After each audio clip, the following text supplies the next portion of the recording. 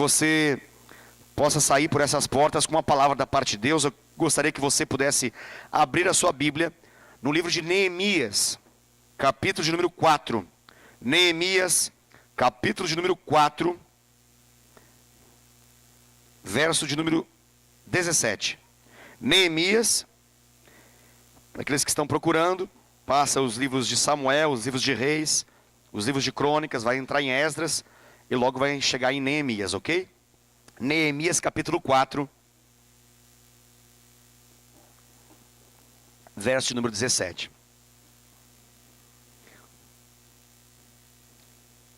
Obviamente que com a tecnologia fica mais fácil achar, né? Não precisa folhear nada, né? Basta você achar um N e um E do lado e você já chega facilmente em Neemias. Mas aqueles que folheiam Bíblias, talvez fiquem com um pouquinho de dificuldade. Não é um livro tão comum a leitura. Mas esse é o livro que nós vamos, é a passagem bíblica que nós vamos meditar um pouquinho nessa noite. Neemias capítulo 4, verso 17. Amém. Eu faço a leitura então. Diz assim a palavra do Senhor: os carregadores que por si mesmos tomavam as cargas, cada um com uma das mãos fazia a obra e com a outra segurava a arma. Repito, com uma das mãos fazia a obra e com a outra segurava a arma. Amém, queridos? Quero falar para vocês a respeito disso. Com uma mão faz a obra, com a outra mão arma. Aleluia. Pastor virou Bolsonaro mesmo. Não me interprete equivocadamente. Não me interprete equivocadamente. Estamos falando de Bíblia, estamos falando de revelação de Deus. Não estamos falando de posse e porte de armas, não é esse o tema. Mas eu quero repartir ao seu coração uma palavra, uma chave, uma rema, uma chave de compreensão e de revelação para a obra de Deus. O contexto aqui é um contexto pós-exílico, é um contexto de retorno a Jerusalém.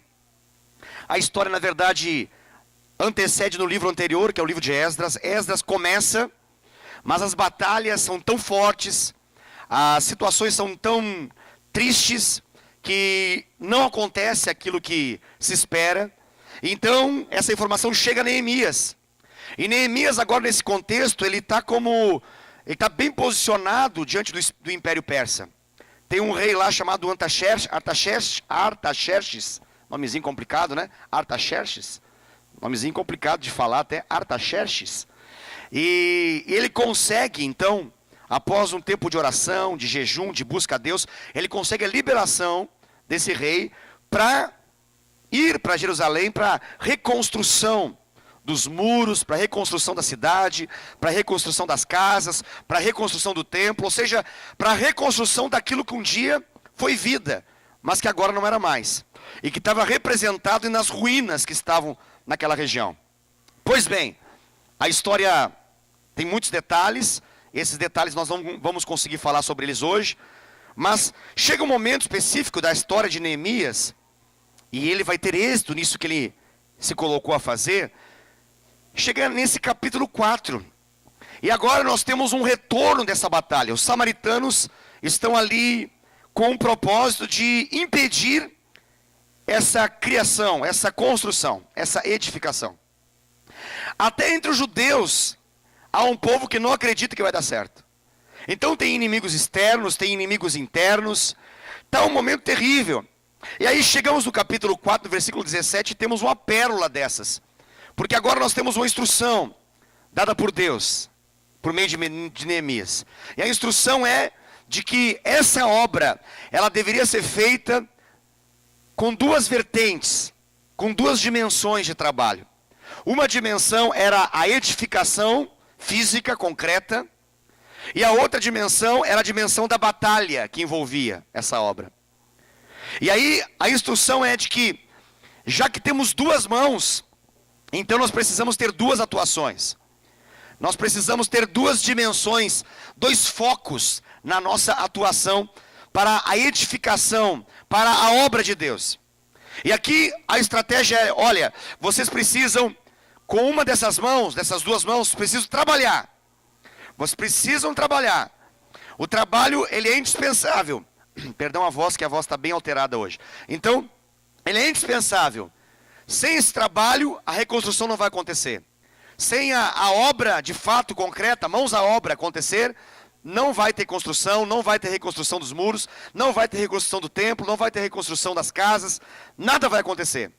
Mas, não pode acontecer sem a batalha. A batalha, ela é iminente, existem inimigos, os inimigos não podem ser desprezados, e a chave para que aquilo que está sendo construído se mantenha de pé, é foco nos inimigos.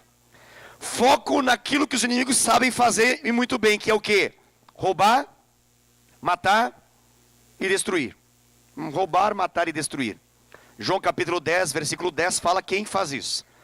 E quem que faz isso? O diabo, o nosso adversário. Satanás, o inimigo de nossas almas. Ele é aquele que rouba, mata e destrói. Ele faz isso. Paulo fala pra gente qual é a nossa luta. Qual que é a nossa luta? Qual é a minha luta? Qual que é a sua luta? Nós lutamos contra quem? Contra os samaritanos? Lutamos contra corintianos? Não. Lutamos contra quem?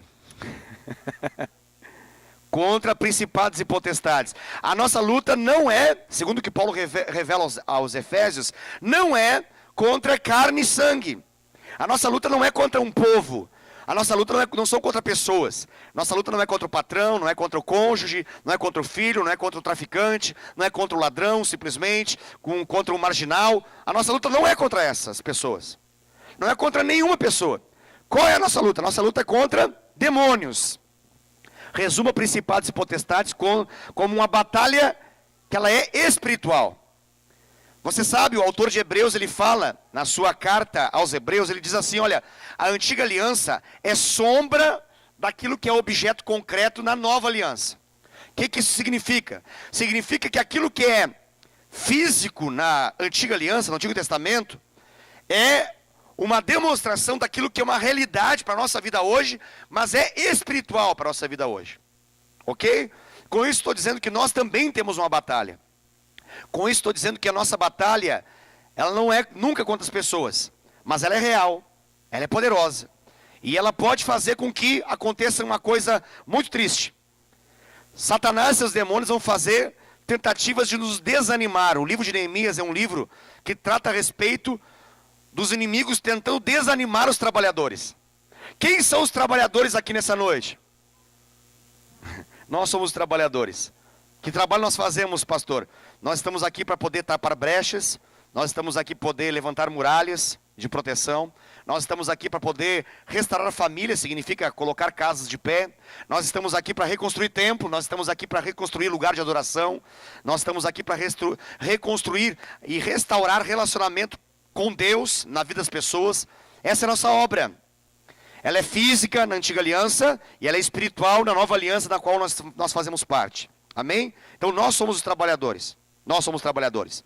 Do mesmo modo que Neemias e sua equipe de trabalho recebeu ataques terríveis, nós também recebemos ataques terríveis. E o principal e primário deles se chama desânimo. A lógica é do não vai dar certo. Para que tanto esforço? Para que fazer tudo isso? É uma lógica que está por trás dessa batalha. Satanás vai enviar, e por vezes usará até mesmo judeus, entenda judeus aqui como alguém próximo a nós, para poder nos dar um recado da parte do cão. Eles não chegarão para nós falando assim, eis que vos falo da parte de Satanás. Nós não vamos falar isso para você. Não vou falar isso. Não tem nenhuma expressão desse modo. Mas eles vão soltar essa ideia. Ideia como, pastor? A ideia do, vale a pena fazer célula? Vale a pena fazer casa de paz? Vale a pena ir no Tadel? Vale a pena discipular? Vale a pena de fato liderar pessoas? Vale a pena se comprometer com vidas? Vale a pena reconstruir histórias? Vale a pena ministrar sobre a vida de pessoas de forma tão profunda, tão intensa, tão real? Vale a pena se envolver tanto com gente problemática, doente, pessoas oprimidas, pessoas com a vida desgraçada? Vale a pena tanto esforço? Não é melhor fazer outra coisa? Não é melhor passear no shopping? Não é melhor olhar um filme? Não é melhor acompanhar um seriado americano? Não é melhor comer pipoca? Não seria melhor fazer qualquer outra coisa mais interessante do que se envolver com a tal obra de Deus? Uma das coisas mais poderosas que tem como um lema na vida desses homens, daquele contexto, é uma palavra que Deus fala por meio de Zacarias, um profeta. E ele diz, olha, Deus fala assim, olha, não por força, nem por violência, mas pelo meu espírito, diz o Senhor dos Exércitos. Essa palavra é uma palavra norteadora, uma palavra rema, uma palavra de direção para todos os trabalhadores da obra. Nós precisamos saber que essa obra, ela é uma obra espiritual. Em suma, em resumo, ela é uma obra espiritual. A obra que Deus nos chamou a fazer não é uma obra de levantar um prédio simplesmente. Isso até que seria fácil. A obra que Deus nos chamou a fazer não é simplesmente levantar uma casa. Isso até que seria fácil. Pega 300 e poucas pessoas, levantar uma casa, talvez a gente consiga fazer isso em pouquíssimo tempo. Em tempo recorde. Mas o nosso chamado, a nossa chamada ministerial, ela é uma obra do início ao fim, uma obra espiritual. Espiritual. E aí que essa palavra de Neemias 4,17, ela traz muita compreensão poderosa para o nosso dia a dia. Ela é uma revelação para nós. Porque essa estratégia fez com que eles conseguissem crescer e se manter, sem perder. Uma das coisas que Satanás faz, ele não se incomoda naquele dia que você levanta a mão, chora, sorri ao mesmo tempo. Você tem lágrimas, você tem saliva, você tem ranho, você tem tudo naquele dia que você se expressa para Deus e diz assim, eu quero te servir. É um momento de glória, um momento de êxtase, você está ali derramado, talvez pode acontecer num culto de celebração, ao final, num apelo. Aquele momento que mistura tudo, né? Suor, lágrimas e outras coisas mais. É uma bênção. Né? Algumas pessoas caem, outras pessoas não param de rir, outras pessoas não param de chorar, tem pessoas que se ajoelham, tem pessoas que jogam na parede, e assim vai. As mais diferentes manifestações de um avivamento. Isso é glorioso, é maravilhoso. Satanás não fica tão triste com isso. Satanás, ele sabe que ele pode te pegar na curva, na primeira curva, que é a curva do desânimo. É a curva de quando você começa a trabalhar e o suor começa a escorrer, e os resultados daquilo que você espera não são tão rápidos quanto você deseja. Desculpa falar tão rápido, mas eu sei que você entende rápido, o pastor fala rápido, você entende rápido, o tempo passa rápido e tudo dá certo. Aleluia. Então, esse processo de você querer fazer e a coisa não ser tão rápido quanto você espera, para alguns é uma chave de abrir uma porta para ruína, para desistência, para chega, não dá mais. Qual que é a arma de Satanás em meio a tudo isso? Desânimo. Tentar desanimar. Não satisfeito, ele vai começar uma quebradeira daí. Se você conseguir superar o desânimo, aí ele vem sorrateiramente no seu descuido. Grave isso é importante. A gente está falando de modo espiritual aqui, não é simplesmente jogando palavras ao ar, é modo espiritual. Liga o modo espiritual no seu coração e receba essa palavra. Então, se ele não conseguiu derrubar você no nível do desânimo, você resistiu. Ele vai tentar derrubar você naquilo que você não consegue perceber porque você dormiu. Qual que era a estratégia do povo ali? Dada por Deus. A estratégia é a seguinte, olha, 24 horas de atenção. Como vocês não conseguem ficar 24 horas de atenção, porque vocês precisam comer, dormir e tudo mais, então nós vamos fazer revezamento. Mas vai ter sempre vigilância, permanente. E como que vai acontecer? Não vai apenas ter a vigilância permanente. A gente vai trabalhar 24 horas por dia e a gente vai vigiar 24 horas por dia. Meu Deus do céu. Olha a estratégia dada lá. E detalhe, a galera estava em uníssono, um só som saía. O som era, avancemos, cresçamos, vamos para frente. Eles vão levantar uma grande obra. Essa história é linda, essa história vai avançar, a gente pode falar dela em outros momentos. Eles vão se alegrar muito, eles vão celebrar essa conquista, isso vai dar certo. Mas a gente precisa entender esse meio desse negócio. O meio do negócio é muito importante. Por isso que o avivamento precisa haver no meio dos anos. É no decorrer dos anos que acontece o avivamento. Nós precisamos desse avivamento. Que nos faça olhar com atenção aquilo que de fato está acontecendo. Então, o que acontece, grave isso para tudo agora e olha para mim, por favor. Grava isso, isso é muito importante. Alguns de nós, por uma questão de perfil,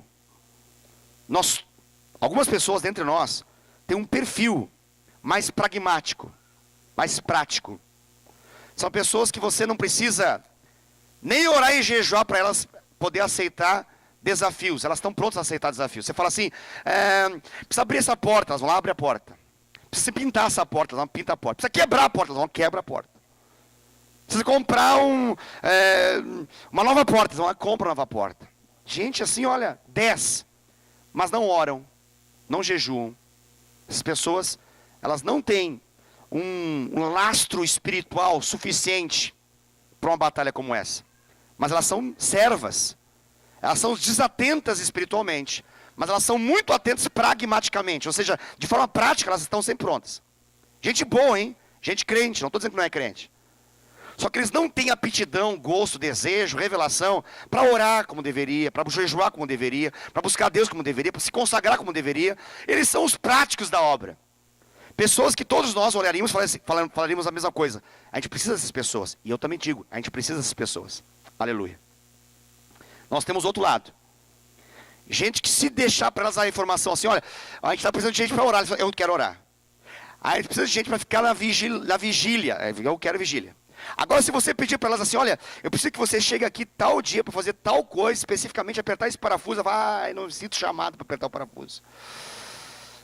Eu vou orar para Deus, para ver se Deus revela que eu tenho que apertar o parafuso. Sabe essa gente assim? Que tudo tem que orar para Deus, para ver se Deus revela para apertar o parafuso, mesmo que seja o pastor que fala, o líder que fala, o discipulador que fala. Sabe esse negócio? Gente crente, espiritual. Espiritual uau até, demais. É tão espiritual que chega até a considerar que Deus tem que falar primeiramente com ela.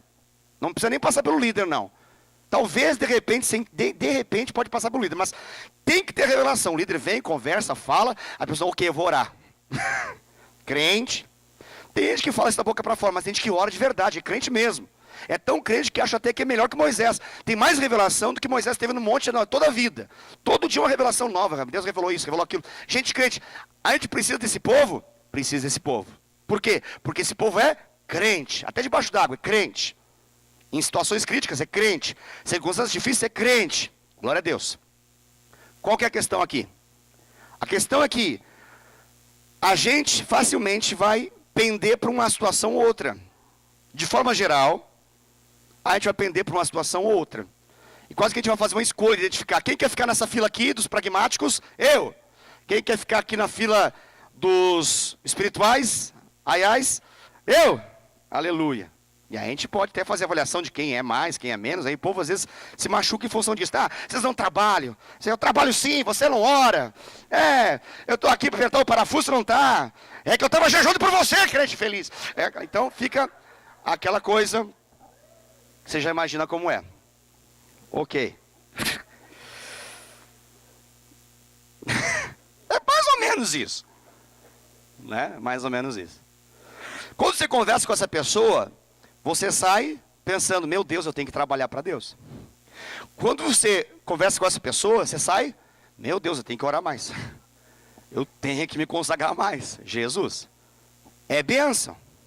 Glória a Deus. O que Neemias está falando aqui? O que Deus está falando? Ele está falando que isso aqui é bênção. Ele está dizendo que isso aqui é bênção.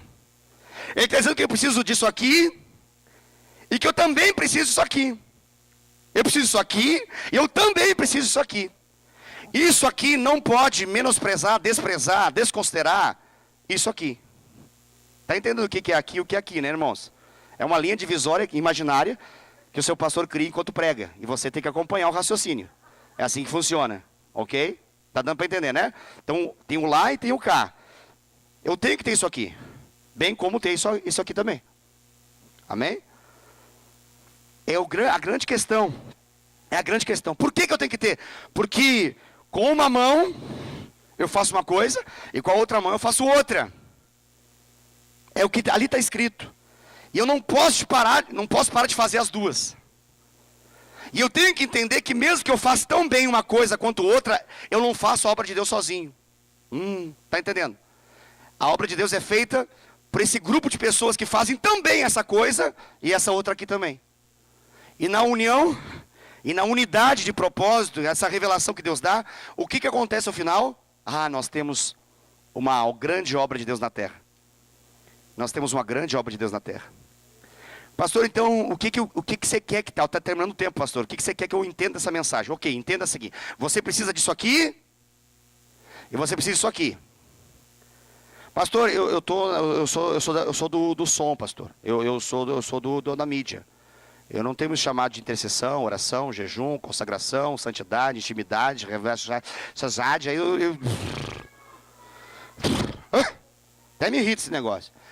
Pois é, irmão, vai ter que ter. Por que tem que ter? Porque senão Satanás vai tocar justamente na área da mão que você não está trabalhando com ela. E vai derrubá-lo. E detalhe, não vai apenas causar um mal para você pessoalmente, mas ele tem a capacidade de causar um mal coletivo por meio daquilo que você não cumpre. Fica comigo, pelo amor de Deus, está acabando. Está comigo ainda? Aleluia? Então aquilo que você não cumpre não é só mal para você, se torna mal para a sua célula, para o grupo que você representa, para as pessoas que estão debaixo da sua caminhada, daquilo que você representa para elas, debaixo da sua autoridade. Isso é muito importante você entender. Muito importante você entender. Você precisa entender um chamado para ambas as coisas. Para ambas as coisas. As duas coisas são importantes. As duas coisas são importantes. Amém? Nós estamos com isso chamando homens e mulheres a trabalharem de forma literal, prática, real. Porque senão a obra de Deus não acontece. Mas nós precisamos que essas mesmas pessoas também trabalhem no aspecto espiritual, numa batalha espiritual que existe, cuja arma é a palavra de Deus. A nossa arma não é uma espingarda, um rifle, não é qualquer outra coisa, não é um fuzil. A nossa arma, ela é a Escritura Sagrada. Essa é a arma que nós temos. A arma, ela é de ataque e ela é de defesa ao mesmo tempo. Ela é a arma que nos garante vitória. Nós precisamos saber manejá-la muito bem. Caso contrário, nós vamos ser pífios na obra de Deus. Nós vamos ser fracos demais na obra de Deus. Então, as duas coisas são fundamentais. E nós precisamos clamar ao Senhor para que Ele traga maior e maior revelação dessa palavra no nosso coração. Amém? Conseguiu entender? Aleluia. O que eu falei hoje mesmo?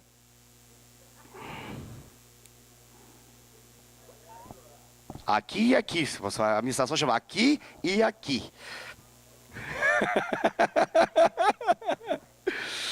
Trabalhar e orar. Orar, ação, oração. Pode ser. Meditar e operar. O nome que você quiser dar, o nome que você quer interpretar essa mensagem, interprete da maneira como fica mais claro para você. Mas é importante que você entenda que nós temos um chamado como Igreja Fonte de Vida em Indaiatuba. E esse time avivado que está aqui hoje, e que nós vamos orar nessa noite, em função desse time avivado, desses líderes de célula, desses supervisores poderosos, dessa equipe de trabalho que nós temos tão fantástica, tão poderosa, da qual você faz parte.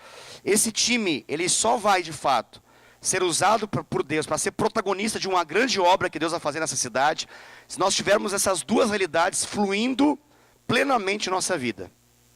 Amém? Amém, amém? Glória a Deus. Pastor, o que você quer da minha vida? Eu quero que você ore mais, querido. Eu quero que você atue mais também para Deus. Em nome de Jesus. Eu quero que você se consagre mais, querido. Em nome de Jesus. E eu quero que você se importe mais com vidas de forma prática, literal. Mais e mais.